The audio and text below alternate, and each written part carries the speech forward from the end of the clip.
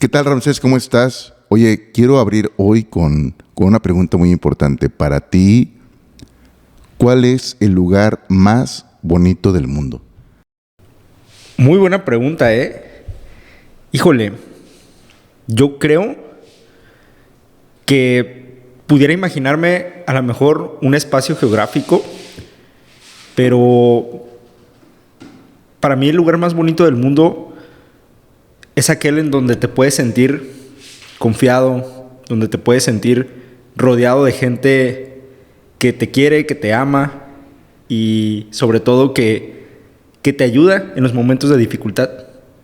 Entonces, no es el espacio geográfico, sino es con quién está rodeado. Eso es lo que iba. O sea, para ti, el lugar más bonito del mundo no necesariamente es un lugar físico, sino es compartir un espacio con ciertas personas.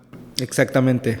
Y te pregunto esto porque justamente hoy vamos a hablar de un libro que se llama El lugar más bonito del mundo, que para mi punto de vista, Ramsés, releer este libro, lo leí en la carrera, no me lo comentó el maestro Venegas en su momento cuando estábamos estudiando, nos dijo, lean este libro, les va a gustar. Y releerlo ahora, unos años después, para mí, pues fue recordar muchas cosas, ¿no? Cosas de cuando estaba estudiando y otras cosas al leer esto me da tanto, sobre todo esta parte de un libro tan cortito, tan sencillo, que te lo avientas en 2, 3 horas. Pero caray, o sea, yo al menos dije, híjole, cuántas cosas tiene esto que te da a pensar, ¿no? Que no es tan diferente de la actualidad. ¿Tú qué piensas? Es un libro muy digerible, como lo comentas, pero que también podemos rescatar muchas cosas interesantes que vamos a estar abordándolas. Y la verdad a mí me encantó la historia. O sea, una historia que te lleva... Yo no me esperaba el final de esa forma, no sé tú. Y realmente sí me hizo mucho pensar en cómo el ser humano puede afrontar la adversidad, sobre todo, ¿no? Sí, y este personaje, que es un personaje tan joven, y tener que sufrir tantas cosas, digo, que sí, o sea, sí te mueve, al menos a mí sí me movió 2, 3 veces, que decía, caray, ¿cómo esta señora tiene esas, pues, ¿qué decirte? ¿Cómo? No fuerte, ay, se me van las palabras, Adrián, pero, ¿cómo decirlo? Qué mal corazón dejar a su hijo. Un muy mal corazón dejar a su hijo por beneficio propio. Para mí eso fue desgarrador leer toda esa parte, todo lo que decías, ¿es en serio que vas a dejar a tu hijo por tu bienestar? Y todavía aparte, ni siquiera darle, ni ver por él. Y no. Fueron varias situaciones que dije, híjole, qué feo.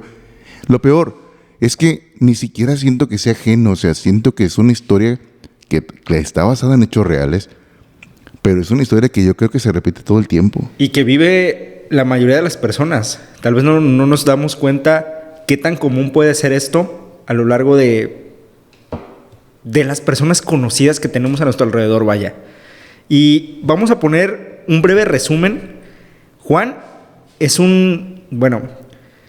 narra que vive en Guatemala, en un pueblo, y me gusta cómo empieza a describir el paisaje, ¿no? Que está rodeado de montañas, lagos, y que su mamá y su papá vivían en una casa grande. Ahí era el guardia el papá, y tienen a Juan.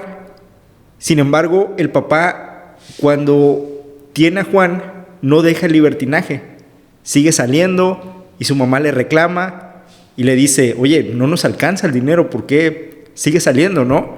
Y entonces ahí empieza a desencadenarse pues toda la historia en la cual su papá se marcha, abandona a la mamá, pues los dueños de la casa grande dicen, pues necesitamos otro guardia y ustedes ya no pueden estar aquí, y entonces los excomulgan de ahí. Y empieza esa travesía de dificultad en la cual la mamá empieza a conocer a otra persona, se enamora de él y él le dice, yo te quiero a ti, pero a tu hijo no. Y entonces deja al hijo. Pero ¿cómo es posible que la mamá acepte que diga, ok, te quiero a ti, pero al hijo no lo quiero? Y que la mamá diga, está bien, no hay bronca, yo sí acepto.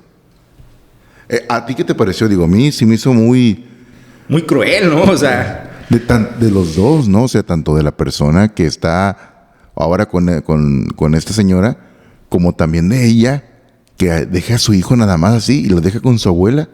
¿Cuántas historias, Adrián, no se ven hoy en día de que la abuela cuida de los hijos? ¿Cuántas no vemos ese tipo de historias? Y como tú decías, el papá, libertinaje, ¿no? Y cómo se va viendo la cadenita. Este Juan, todo lo que tuvo que pasar y todo lo que sigue pasando, digo, híjole, o sea, yo me pongo en su papel y la verdad es que no sabría cómo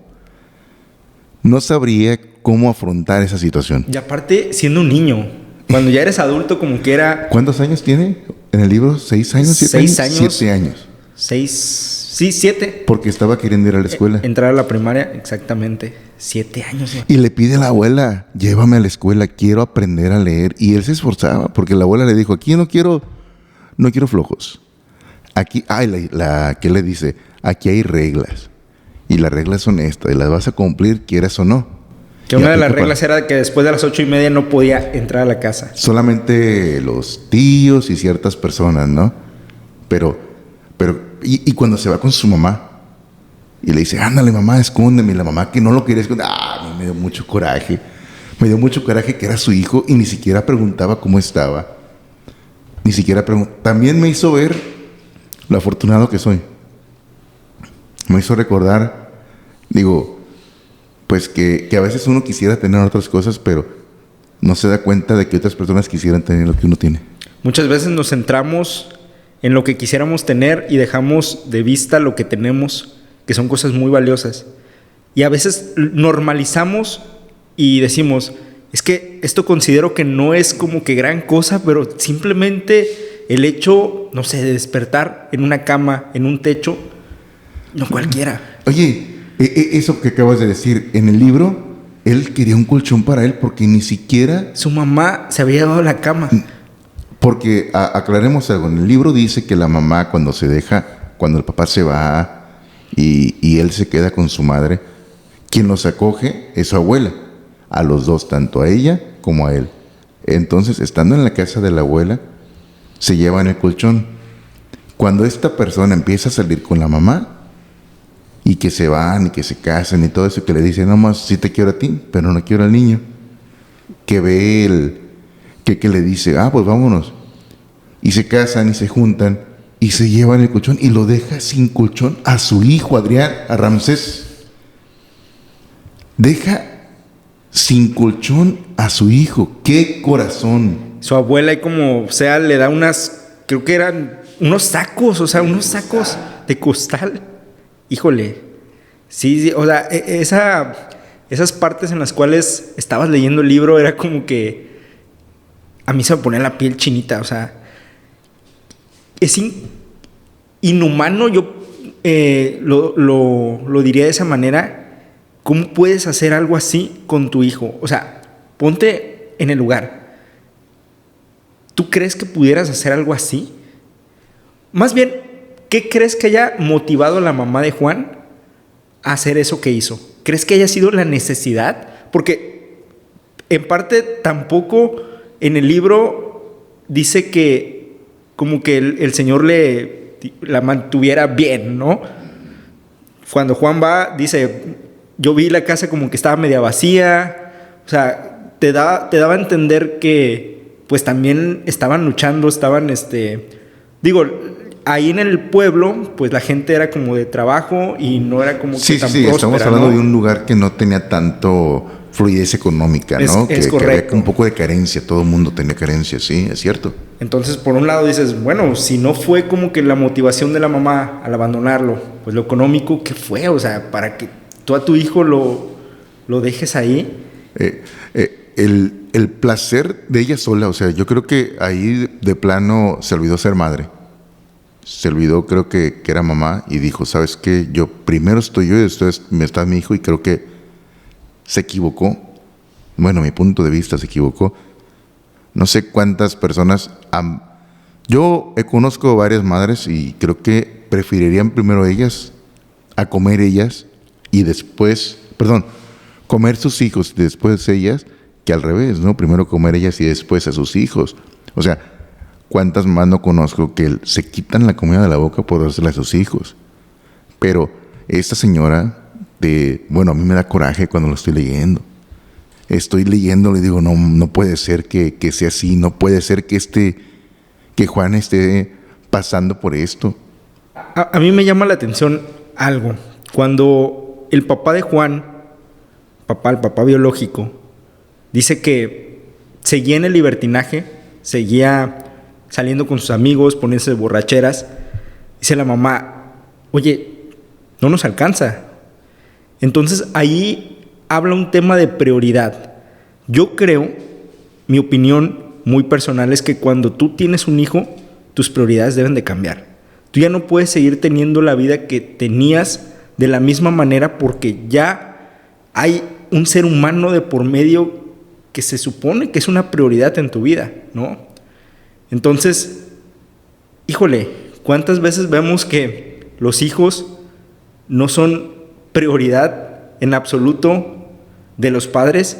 Y eso es algo muy, ¿cómo se puede decir la palabra? ¿Cruel? Muy cruel, definitivamente cruel. Porque, sí, como lo dices, hay mucha gente que... Yo tengo algunos conocidos que los he visto, que son padres y a pesar de serlo siguen saliendo. Siguen viviendo como si fueran incluso, ni siquiera como papás, como solteros. Siguen saliendo, siguen conociendo gente, siguen... La vida es corta, ¿no? Dicen. Pero lo cierto es de que, como dices tú, las prioridades cambian, las prioridades son otras. Y a veces yo he tenido amigos que me dicen, oye, hay que salir. Oye, pero tienes a tu hijo, mejor, o tienes a tu esposa, o sea, ¿por qué mejor no los atiendes, no? O sea, mejor primero atiéndelos, o si te va a dar chance de salir a tal hora, sí, no pasa nada. No pasa nada. Después hemos visto algunas consecuencias con algunos conocidos de que sí pasó algo después de tiempo, sí pasaron cosas. Algunos ya no están igual, se separaron. Claro, como tú dices, si ya no está la prioridad de primero tu familia, porque no puedes seguir igual. Y esta persona, el papá de Juan, siguió igual. Y claro, las consecuencias, ¿cuáles fueron? Se separaron. Claro. Y luego la mamá. La mamá no sé si por consecuencia del papá hace esto. Si la consecuencia por su pareja hace esto de dejar a su hijo así nada más a la deriva con su abuela. Pero, como te decía, ni siquiera preguntar, mamá, ¿cómo está mi hijo? ¿Ya comió? ¿Ya cenó? Oye, le faltan zapatos. Y pensar que la otra persona decida por ti, o sea que, no quiero que esté... Digo, no creo que sea la mejor opción. O sea, ya desde ahí date cuenta que esa persona no va a ser alguien bien para ti. Y viene la cosa, o viene lo siguiente. Cuando la mamá se embaraza y ve Juan que va a tener un medio hermano. ¿Qué dice? En las líneas era muy claro, ¿no? ¿Cómo me gustaría agarrarlo a golpes a mi hermanastro? Por la envidia de que... A mi medio hermano. Mi medio hermano sí iba a tener a sus papás. ¿Qué decía? Porque él sí tiene a mi mamá.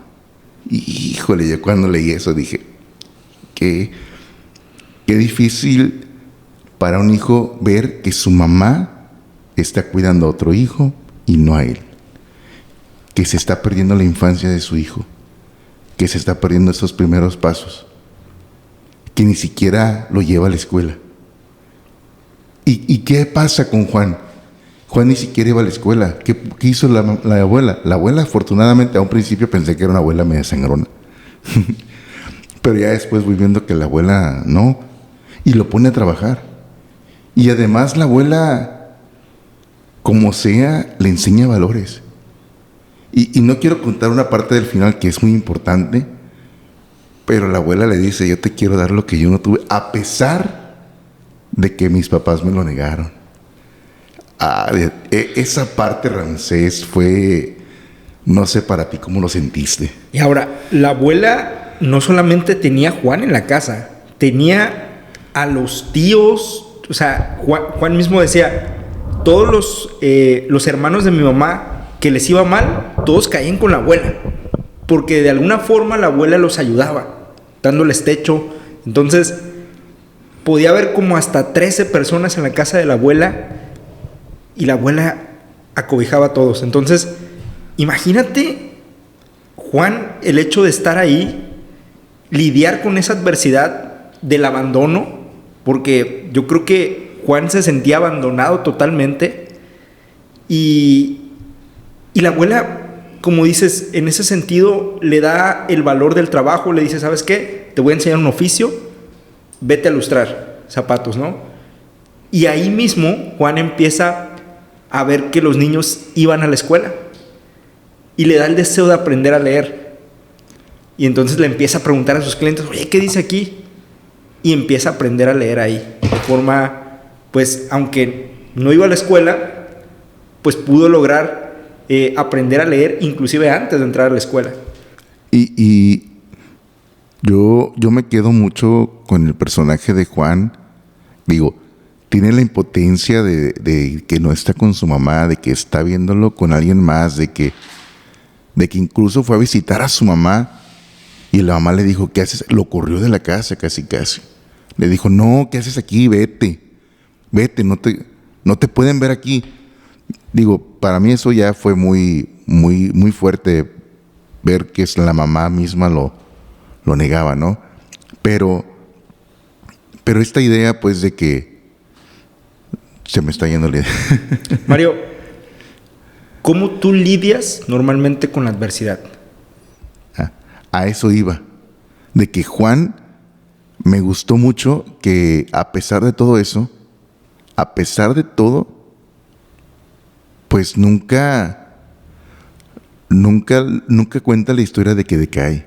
O sea, yo lo veo, un niño de 6, 7 años, con mucha adversidad, y a mí me recuerda muchas cosas, digo. O sea, sí lo hubiera negar un poco, claro que sí, porque pues se vale, ¿no? Se vale renegar un poco, pero no se vale quedarse ahí. Y yo con la adversidad lidio, pues a mi manera, ¿no? A veces leyendo, a veces, no te voy a mentir, a veces orando, pensando en qué mejorar. Lidio con la adversidad, tratando de ser lo más inteligente posible sin que me ganen las emociones, porque sin duda las emociones tienen un papel muy importante en la adversidad, porque si tú no las dominas y dejas que te dominen, entonces no vas a hacer algo con conciencia. Incluso si tienes un buen plan para salir adelante y te ganan las emociones, puede que tu plan ni siquiera lo sigas al pie de la letra, porque pues te ganaron las emociones. Y yo veo a Juan, un niño de 7 años, dándome cátedra. Lo veo ahí y digo, no puede ser que este chavo, esta mentalidad, o sea, yo quiero aprender, a pesar de que está teniendo una situación difícil, no se da por vencido, quiere seguir aprendiendo, quiere mejorar.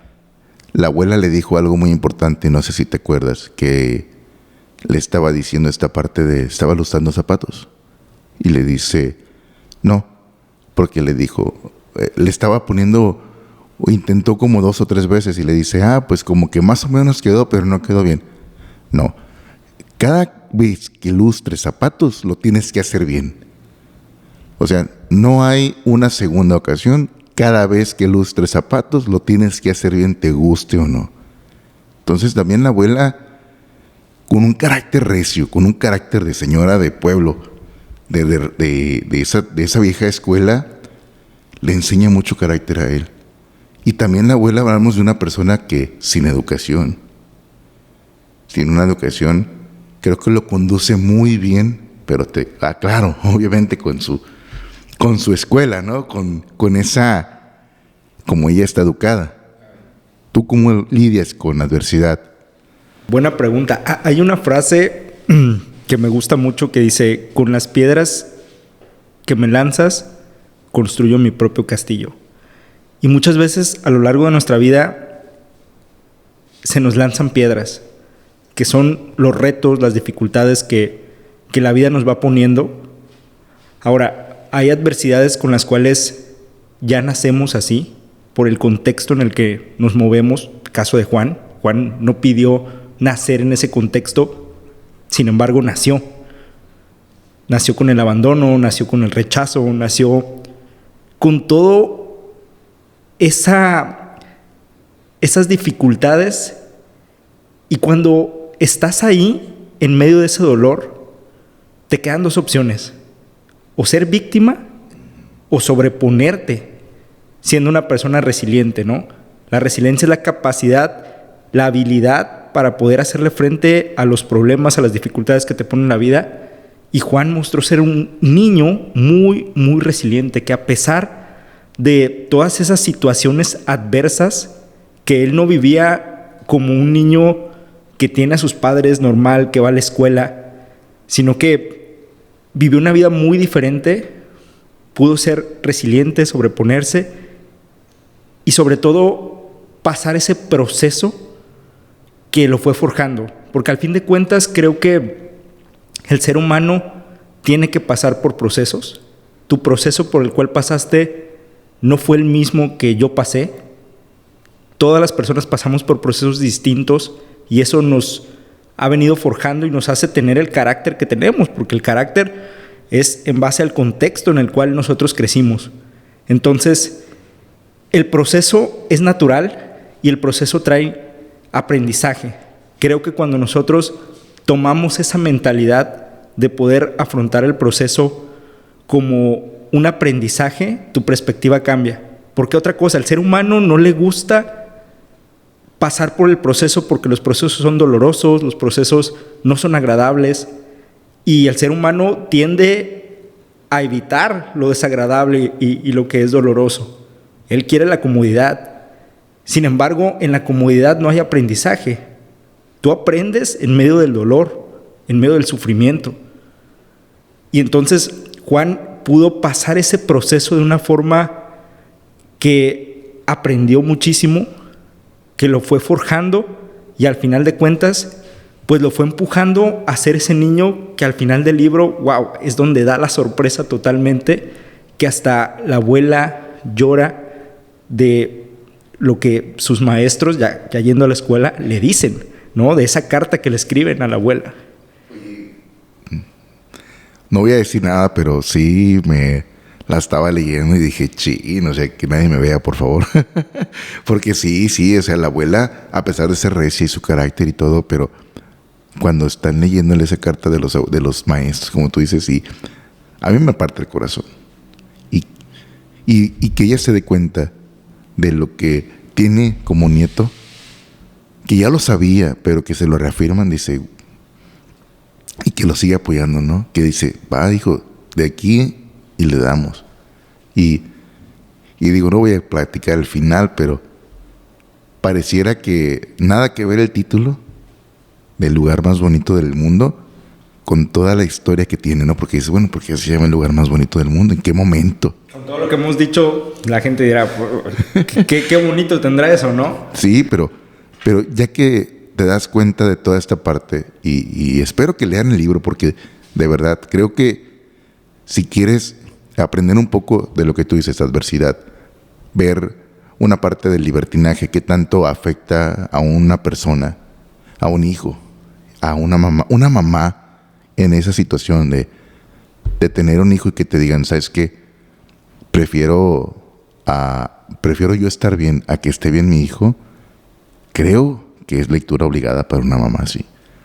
Y más si eres que, mamá, abuela, ahí te va tu nieto. O sea, creo que sí creo que es algo que se debe de leer, porque sí tiene muchas cosas que te hacen reflexionar en ese entonces. Te digo, ¿qué tiene en el libro? ¿Unas 100 páginas o menos? Yo creo que unas 100. Y te lo avientas en 2, 3 horas. 2, 3 horas y con 2 cafés, yo creo.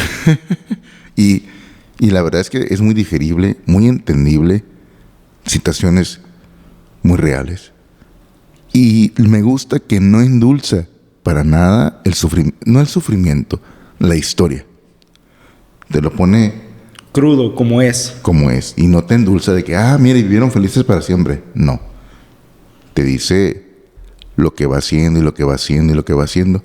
Y lo que tú dices, parte de ese proceso, no, que tu proceso es muy diferente al mío. Que tu proceso va de una forma, que mi proceso va de otra. Pero cada quien con lo suyo, ¿no?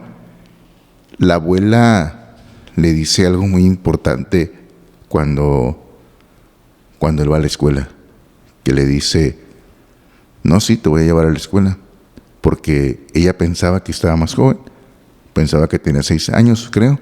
Y que todavía no tenía edad para ir a la escuela. Dijo, de tantos que son en la casa, me hubieras dicho que ya habías cumplido más de 6 años. Sí, como tú dices, ahí la casa era de los Tigres del Norte, ¿no? Todo el mundo corrido. O sea, todos los corridos de las casas, ahí caían los tíos que pues no hacían algo, no hacían nada. Ahí caían con la abuela. Y la abuela era una mujer muy trabajadora, que se levantaba temprano, que decía que era... Oye, también una cosa, o sea, no nada más la carencia emocional y sentimental de su madre y de su familia tenía este niño, también tenía mucha carencia física. Hablamos de la económica. O sea, ¿te acuerdas que no tenían agua en la colonia? Sí. Que también tenían que andar buscando, que la abuela era de las pocas que tenía agua ahí. Y me gusta, fíjate cómo describe el pueblo, pintoresco. Un pueblo así como que todo el mundo se conoce, que todo el mundo sabe quién eres. Y a pesar, o sea, sí te pone todas las partes y todas las piezas muy bien. Y te digo, a mí me gustó mucho el libro. La abuela, lo que decía ese rato, ya me fui de lo que te quería decir. Pero la abuela le dice, cuando yo quisiera ir a la escuela, mis padres, y cuando fueron por mí a llevarme a estudiar, los maestros que preguntaron diciendo, usted tiene una hija, yo la llevo a estudiar, es gratuito. Y no, le dijeron, escóndete. Y entonces entiendes un poco de la historia de la abuela. Dices, ok, ya entiendo por qué eres así. Claro. Que creo que a veces no somos empáticos. Porque te digo, yo leí el personaje de la abuela y por momentos sí me daba coraje. Por momentos. Cuando leí eso, entendí grandes cosas de la abuela que me hizo ser empático. Que yo creo que si lo llevamos a lo cotidiano, Adrián, si lo llevamos a lo cotidiano, Ramsés, me parece que muchas veces no entendemos o no somos empáticos con la persona. Y como lo platicábamos en el capítulo anterior, el ser empático con tu figura de autoridad, ¿no? Entender el por qué te dice las cosas. Y la abuela, a su manera, te decía sus cosas que a veces no las entendías. ¿Tú qué piensas de la educación de la abuela? El mismo Juan decía, me da miedo decirle a la abuela que me lleva a la escuela, porque él creía que su abuela lo estaba utilizando para ganar dinero, ¿no? ¿Te acuerdas de esa parte? Entonces, fíjate cómo muchas veces juzgamos sin antes conocer, y tocaste un tema muy importante que es la abuela, a pesar de la educación que pudo haber recibido, pues daba lo mejor que podía y tenía, ¿no? Desde la educación que recibió, desde cómo la trataron. Y yo creo que si nosotros pensáramos antes de juzgar que esa persona a la cual estamos juzgando no sabemos por lo que pasó desde la infancia, desde la adolescencia, creo que si fuéramos más conscientes de eso, sabríamos el por qué la persona es como es, por qué actúa como actúa, porque al final de cuentas está dando lo mejor que tiene la persona desde lo que recibió, porque igual lo decíamos en el capítulo anterior, no podemos dar lo que no tenemos. Entonces tú das lo que tienes y lo que has recibido y lo que te has llenado a lo largo de tu vida. Y entonces ahí es la empatía que tú dices, ser empáticos con las personas, de que todos han pasado por cosas. Decía un autor, realmente cuando tú estás con una persona, y se enfocaba en la pareja, cuando tú estás con una pareja realmente son niños heridos. O sea, estás con un niño que está herido, ¿no? Porque tú no sabes lo que pasó esa persona a lo largo de su vida.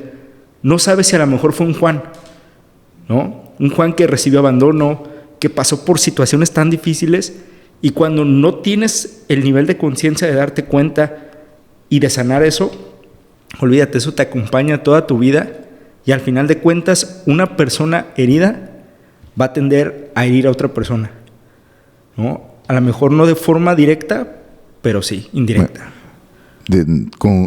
¿Cómo se dice? De acuerdo con lo que dices, me parece muy atinado, pues muy acertado lo que comentas. Te iba a preguntar, ¿tú crees que en algún momento tú te pondrías o tú serías como el pretendiente de la mamá de Juan? O sea, tú le dirías a alguien, sí te quiero a ti, pero no quiero que estés su hijo. O sea, ¿crees que llegarías a algo por el estilo? O sea, ¿te gustaría alguien, pero no te gustaría con hijos? Híjole, no, o sea, definitivamente no. Sí te quiero a ti, pero que no esté en la casa el hijo. Híjole, no. Para mí, yo entiendo muy bien que si yo pretendo a una persona que ya tiene un hijo, o sea, yo de antemano sé que es el paquete completo, ¿no? Y vamos a suponer que le dijera eso. Con el simple hecho de que ella me dijera, ¿sabes qué? Sí, me voy contigo sin mi hijo. Para mí sería, no. O sea, no, por eso que estás haciendo habla mucho de ti, ¿no? Entonces no estaría dispuesto a compartir algo con una persona que abandona a su propio hijo, ¿no? O sea, es su sangre. O sea, tú ni siquiera eres como, ni siquiera algo seguro. Y el que es su sangre, ¿cómo lo puede abandonar así nada más? ¿Qué va a hacer contigo, no? Se abandona a su hijo, que no me abandona a mí después, ¿no? Muy fácil y rápido, ¿no? Pues a mí, te digo, me encantó el libro. Yo lo recomiendo mucho. Repito, yo lo leí en la facultad. Me encantó. Creo que tiene mucho que aportar. Creo que también te recuerda muchas cosas, lo que te decía de que este niño de Juan te da una cátedra de cómo enfrentar la adversidad. Creo que muy acertado, de una manera y una autoestima muy clara. Claro, el tener un poco de rencor hacia su mamá, que nunca lo demuestra tal cual, porque siempre le quiere. Sí le pone un poco de rencor a su hermano, a su medio hermano. Sí le molesta, claro, que esté su mamá con él y no con el niño, pero no con Juan. Y todas estas cosas que al final pues hacen de una historia real. Entonces, creo que por mí, yo nada más te puedo decir que lo lean. Es un excelente libro. Yo, la parte de la perseverancia la encuentro cuando quieren inscribir a Juan a la escuela y la maestra le dice, su hijo ya tiene 7 años y medio, ya tuvo que haber venido a la escuela ya hace un tiempo, ¿no? Y ahorita no puede entrar porque ellos ya están más adelantados. Y entonces, si se hubiera quedado la abuela con eso, todavía pierde más tiempo Juan en entrar a la escuela. Pero la abuela, la perseverancia y la seguridad que tenía de decir, mi hijo sabe matemáticas. Si tú dices que son más avanzados porque están en aritmética ahorita, mi nieto ya sabe aritmética porque me ha ayudado en mi trabajo, ¿no? Y sabe leer también, y ahí da la muestra Juan de que sabe leer, y la maestra queda impresionada y dice, bueno, si es así, pues adelante, ¿no? Y eso me habla mucho de que habrá cosas en las cuales tú quieras intentar, no sé, abrir un negocio, un emprendimiento, Y las cosas no siempre se te van a abrir tan fácil. A veces tienes que ser perseverante y tienes que volver a tocar y volver a tocar y volver a tocar para que puedas entrar directamente, ¿no? Sí. De hecho, digo, ahora que lo tocas, sí es cierto, se me estaba pasando ese punto que la abuela, pues, fue insistente. Y Juan, que era, sí sé, y sí lo hago, y sí me pongo, y sí lo logro, y esto. Y también, como tú dices, la tenacidad que estaba, porque lo ponen a lustrar los zapatos, que decía, le decía a los clientes, ¿no? Oye, ¿qué dice aquí? Oye, o sea, él con esas ganas de crecer, esas ganas de salir adelante, y esa perseverancia de querer hacer las cosas, de que yo tengo que estudiar, yo tengo que salir. Y cuando me decía que veía a los niños caminar con sus libros y todo, y que él también quería esa cosa, también tenía ganas de pasar, de ir a la escuela, y los veía muy a gusto, y que él, pues le tocaba esa parte de estar con un banquito, estar limpiando los zapatos, estar boleándolos, y que decía, y la abuela nada más me da una parte de lo que yo tengo. Pero cuando se dio cuenta, lo que decías, que le estaba guardando su dinero para la escuela, para él, que no era para ella, era para él. Dices, caray, la abuela no era mala, ¿no? La abuela sí tenía sus cosas buenas. Y lo que dices, esa perseverancia de insistir, de querer. Te repito, creo que el libro es una cátedra de cómo afrontar todas estas adversidades. Totalmente. Y ya al final del libro te narra de que le envían una carta, la maestra, a la abuela, donde al leerla, la abuela llora, porque le dice que Juan no tendría que estar ahí, sino que tendría que estar más avanzado, que ya había hablado con los demás maestros y que querían que Juan estuviera en segundo, más avanzado, ¿no? ¿Y qué le dicen los maestros?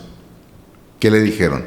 Que si ella no tenía los recursos, que los maestros se cooperaban para que Juan no dejara de estudiar. No, hombre, la abuela estaba aquí. Orgullosa, totalmente. Crecida, o sea, en todo su derecho, ¿no? De sentirse tan bien por lo que estaba siendo parte de su nieto. Y Juan, fíjate que me llamó mucho la atención que dice, creo que Juan también se tuvo que haber sentido orgulloso, pero una parte de él era la presión. Lo menciona el libro que dice, sí. Híjole, yo sentía la presión de no fallar. Y muchas veces cuando las personas esperan mucho de ti, también te puede jugar en contra eso. El hecho de decir, híjole, si fallo, no me fallo nada más a mí. Oye, pero, digo, perdón que te corte la inspiración, pero me hiciste recordar, la verdad, esa parte que le dice, es que los maestros esperan mucho de mí. Creo que es lo que ibas a decir tú, ¿verdad? Dilo tú, porque yo... No, dile tú, adelante.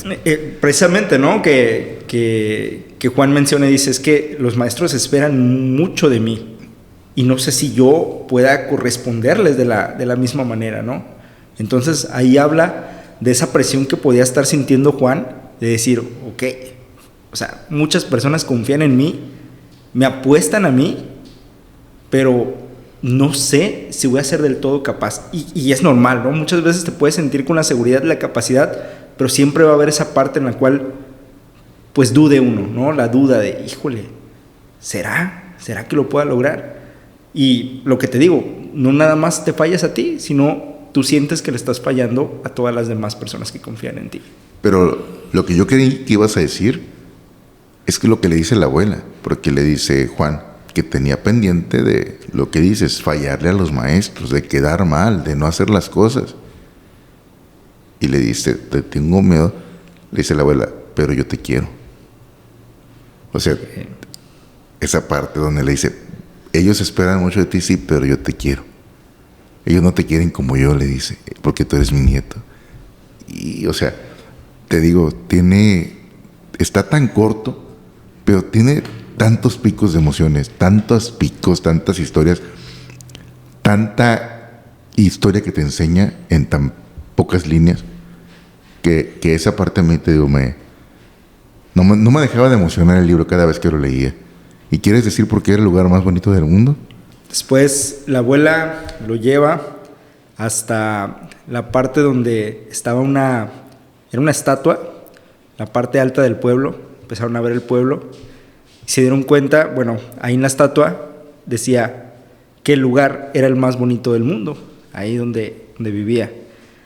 Entonces Juan se empieza a cuestionar si realmente el pueblo era el lugar más bonito del mundo, ¿no? Y ahí mismo reflexiona y dice, es que el lugar más bonito del mundo es aquel donde está la gente que te ama y que te quiere, y gente a quien tú también querer, ¿no? Entonces, híjole, esa parte te das cuenta cómo muchas veces somos muy superficiales nosotros como seres humanos, muy materialistas, y decimos, ¿cómo puede estar bonito un lugar así, ¿no? Donde pues a lo mejor había mucha carencia, había mucho polvo, mucho... Sin embargo, Juan se dio cuenta que él era feliz, fíjate, a pesar de la adversidad, al final de cuentas él encontró esa felicidad porque se dio cuenta que había gente que sí lo quería, su abuela y sobre todo pues también los maestros confiaban en él, ¿no? Entonces él por fin se pudo sentir alguien querido después de todo eso que había pasado. Oye, pero bien reflexivo él, así, y entiende, y de hecho dice una parte donde dice, dudo mucho que la abuela haya salido a muchas partes o a muchos lugares o con unos que otros lugares para pensar que donde estoy yo es el lugar más bonito del mundo. Porque pues para poder saber si es el más bonito del mundo tendrías que compararlo con otros lugares, ¿no? Hablando de un espacio físico, geográfico. Pero ya después reflexiona y dice, creo que el lugar más bonito del mundo, como tú lo dices, es estar con los que tú amas y te aman. Y ahí cierra el libro, ¿no? Un libro que, híjole, muy corto, como dices, pero muy reflexivo. ¿Cuál fue tu personaje favorito? Yo me quedo, híjole, te pudiera decir que me quedo con la resiliencia de Juan, con la abuela que dio lo mejor que pudo y con los maestros que pudieron ver a Juan no como era, sino lo que podía llegar a ser. Y eso es muy valioso de una persona, cuando no te ve como eres, sino como lo que puedes llegar a ser. Y los maestros pudieron ver ese potencial en Juan, ¿no? Y, híjole, para mí que una persona pueda tratarte como la persona que eres capaz de llegar a ser, dice mucho de la persona, ¿no? Porque realmente te das cuenta que son personas que ven tu verdadero valor. Y el valor no está en lo que tienes ahorita, sino en lo que puedes llegar a alcanzar, en tu potencial. Entonces yo me quedo con cada uno de esos aspectos, de esos personajes que acabo de decir. Yo me quedo también con lo que te decía, esa adversidad que tiene Juan, esa forma de salir adelante. Yo me quedo, como tú dices, la resiliencia, esa manera de ver las cosas, de salir, y la perseverancia de querer hacer las cosas. Me quedo con empatía con la abuela, de cómo entender, o esa parte de que no entendemos al 100% de las personas porque no conocemos su pasado, ¿sí? Y claro que me quedo, como tú dices, los maestros creo que fueron una parte muy importante. También no me encanta, pero creo que lamentablemente Juan tenía que pasar ese proceso con su madre para llevarlo donde lo llevó. Digo, no es que le esté deseando un mal, pero a veces tienes que pasar por ciertas cosas para llegar a ser quien eres.